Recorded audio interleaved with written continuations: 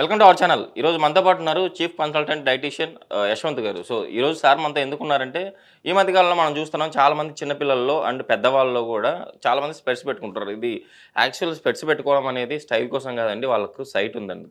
So ఈ site తగ్గించుకొని vision increase చేసుకోవడానికి ఫ్రూట్స్, వెజిటేబుల్స్ అండ్ సీడ్స్లో కొన్ని ఉన్నాయి. ఇవి నేను చెప్తాను, ఇవి రెగ్యులర్గా తీసుకోండి, మీరైతే మీ విజన్ అయితే ఇంక్రీజ్ చేసుకోవచ్చు అంటున్నారు.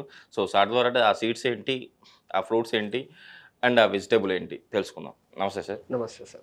సార్ నిజంగా సార్ చాలామంది చిన్నపిల్లలు యాక్చువల్ 2 years పిల్లలకు కూడా స్పెట్స్ పెట్టుకుంటున్నారు. సో చాలామంది అనుకుంటారు స్టైల్ కోసం అని కాదు. సో ఈ సైట్ని తగ్గించుకోవడానికి ఈరోజు మనకి ఎలాంటి ఇంగ్రీడియంట్స్తో ఏం చెప్పబోతున్నారు? అంటే ముందు చూసుకున్నట్టయితే హోమ్ రెమెడీ బదులు దానికి ఇందుకోసం ఐసైట్ వస్తుంది. అంటే మెయిన్గా మనం చూసే ఫోన్ కావచ్చు, ల్యాప్టాప్ కావచ్చు, సిస్టమ్ ఏదైతే ఉంటుందో అది మనము మినిమం డిస్టెన్స్ ఈ విధంగా పెట్టుకోవాలి. ఓకే. కానీ మనం ఏం చేస్తున్నాం, ఈ విధంగా పెట్టుకుంటున్నాం. దానివల్ల ఏమవుతుందంటే ఆ లైట్ ఫోకస్ అనేది డైరెక్ట్ రెటీనాక్ అనేది పడడం జరుగుతుంది. దానివల్ల అది ఏమవుతుంది అంటే చూపు అనేది తగ్గడం జరుగుతుంది. అప్పుడు సైట్ అనేది చాలా మందికి పెరుగుతుంది. ఇప్పుడు చిన్నపిల్లలకు కూడా చూస్తున్నాం, ఒక్కొక్కరికి మన భూతద్దాల సైజు కూడా గ్లాసెస్ వస్తున్నాయి. ఎందుకు వస్తున్నాయి అని అంటే సైట్ పెరిగింది. ఇంతకుముందు చూసుకుంటే ఇప్పటికి చాలా ఇప్పుడు 0.5 లేదా 0.10 అట్లా ఇంక్రీజ్ అయింది. దాని నుంచి వాళ్ళు పెట్ సైజ్ ఇంక్రీజ్ చేశారని. అవన్నీ ఎందుకు వస్తున్నాయంటే వాళ్ళు ప్రాపర్గా ఫుడ్ అంటే వాళ్ళకు ఏమవుతుంది అంటే ఎక్కువ వైటమిన్ సి డెఫిషియన్సీ అనేది ఎక్కువగా ఉంటుంది. ఇంకోటి వాళ్ళకి ఎప్పుడైతే వైటమిన్ సి డెఫిషియన్సీ ఉంటుందో అప్పుడు వాళ్ళకి ఏమవుతుందంటే విజన్ కానీ లేదంటే బాడీ వీక్ అవ్వడం, ఇమ్యూనిటీ పవర్ తగ్గడం ఇవన్నీ జరుగుతుంటాయి. అప్పుడు వాళ్ళ బాడీకి ఏం వచ్చినా కూడా వాళ్ళ బాడీ తట్టుకోలేదు. అందుకు ఇదొక ఎగ్జాంపుల్ అనేది కూడా మనం చెప్పుకోవచ్చు. ఇంకోటి మనం ఇక్కడ ఇంగ్రీడియంట్స్ చూసుకుంటే కూడా మనం ఇక్కడ అన్ని సిట్రస్ పెట్టాము, ఎక్సెప్ట్ ఈ వెజిటేబుల్ తప్ప. ఎందుకు అని అంటే క్యారెట్లో ఏమవుతుందంటే యాంటీ ఆక్సిడెంట్స్తో పాటు బీటా కెరోటిన్ అనేది రావడం జరుగుతుంది.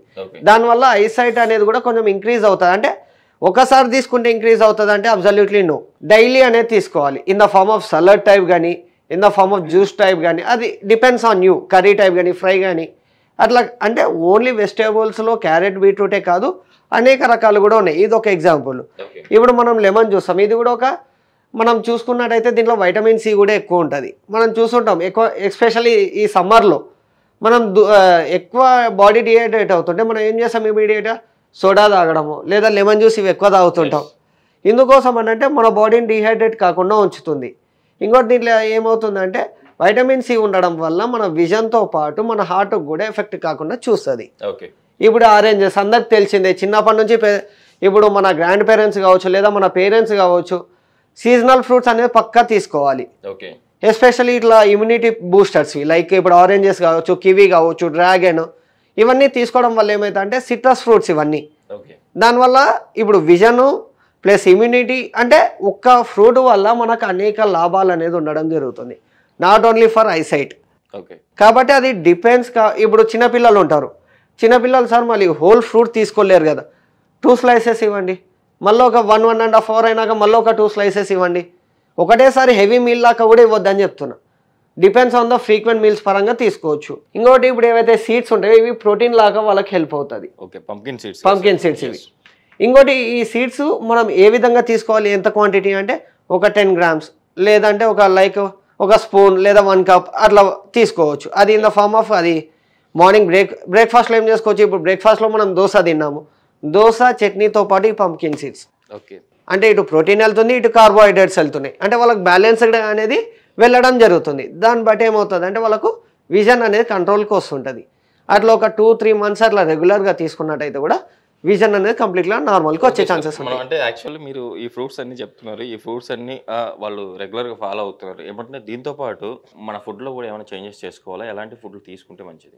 ఇంకోటి ఇప్పుడు ఐసైట్ పెంచుకోవాలి అంటే చాలా మంది ఇప్పుడు వెజిటేరియన్ వాళ్ళకి ఇది ఓకే, కొంతమంది నాన్ వెజిటేరియన్స్ కూడా ఉంటారు. వాళ్ళకి మనకి ఏం చేసుకోవచ్చు అంటే omega-3 fatty acids, nothing but omega salmon fish oil కానీ లేదంటే తునా కానీ. ఇప్పుడు చాలా మందికి సాల్మన్ ఫిష్ అంటే అది కాస్ట్ ఎక్కువ అది అని అంటారు తునా అంటే.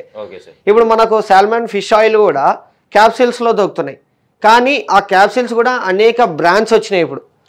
దాంట్లో WHO ఏదైతే రికమెండ్ చేస్తుందో దాన్ని బట్టి మనం తీసుకోవాలి. అందుకు నేనేం చెప్తా సార్, మరి ఇప్పుడు WHO ఏది రికమెండ్ చేసిందో మాకు తెలియదు కదా అంటారు. ఇంగ్రీడియంట్స్ చూడండి వెనకిలా ఇంకిలో మనకు ఇంగ్రీడియంట్స్ దాంతోపాటు కింద WHO రికమెండెడ్ అయితే గ్రీన్ కలర్ ఉండి సమ్ లేబుల్డ్ ఉంటుంది ఇట్లా, ఓకే అవి తీసుకోండి. సో దట్ ఏమైతే మన బాడీకి కూడా హానికరం కాదు, అది ఆరోగ్యకరం అనేది కూడా నిర్ధారణ అయింది. అదే సార్ ఇప్పుడు ఫిష్ గురించి వీటి గురించి చెప్పారు, క్యాప్సిల్స్ గురించి. డైట్ ఎట్లాంటి డైట్ పాటించాలి అంటే వీళ్ళు ఒకటి చూసుకున్నట్టయితే హై ప్రోటీన్ డైట్ అనేది మ్యాండేటరీ. నథింగ్ బట్ వీళ్ళు ఎక్కువ గ్లూకోజ్ ఫుడ్ అనేది తక్కువగా తీసుకోవాలి, ప్రోటీన్ ఫుడ్ అనేది ఎక్కువగా తీసుకోవాలి. లైక్ గ్లూకోజ్ ఫుడ్ అంటే ఇప్పుడు మనం గ్లూకోజ్ ఫుడ్ అనే వరకు అందరికి ఒకటే ఆలోచన వస్తుంది మైండ్లో, స్వీట్స్ ఎక్కువ తినాలేమో, ఇవి ఎక్కువ వస్తుంది. గ్లూకోజ్ ఫుడ్ అంటే ఓన్లీ స్వీట్లోనే ఉండదు, ఇన్ ద ఫార్మ్ ఆఫ్ ఫ్రైస్లో ఉంటుంది, in the form of rice items like dosa, vada, puri, bajji, దీంట్లో కూడా ఎక్కువ ఈ గ్లూకోజ్ ఫుడ్ అనేది ఉంటుంది. దాన్ని తక్కువగా తీసుకోండి. అవి ఏమైతే అంటే మీరు అనొచ్చు సరే అవి కార్బోహైడ్రేట్స్ కదా అనే ఛాన్స్ ఉంది. అవి కార్బోహైడ్రేట్స్ మనం తిన్నప్పుడు అవి ఎప్పుడైతే మన గట్లకు ఎంటర్ అవుతుందో లేదా మన డైజెస్టివ్ ట్రాక్లకు ఎంటర్ అవుతుందో అప్పుడు అది గ్లూకోజ్గా కన్వర్ట్ అవుతుంది. మనకు గ్లూకోజ్ వద్దు, ప్రోటీన్ ఫుడ్, ఇటు కార్బ్స్, వైటమిన్స్, మినరల్స్ ఇవన్నీ కావాలి, ఫైబర్. సో దట్ ఈ ఇంకోటి మనం చూస్తుంటాం చాలా మంది మన చిన్నపిల్లలు కానీ లేదా పెద్దవాళ్ళు కొంతమంది స్పినాచ్ కర్రీ లేదా నథింగ్ బట్ పాలకూర కర్రీ కానీ ఆకుకూరల కర్రీస్ తినమంటే నాకు తినబుద్ధి అయితే లేదు, అవి చేదు ఉంటాయి. కానీ అవి చేదు ఉంటాయి అని పక్కకు తీసేస్తే మనకు అది హెల్త్కి డ్యామేజ్.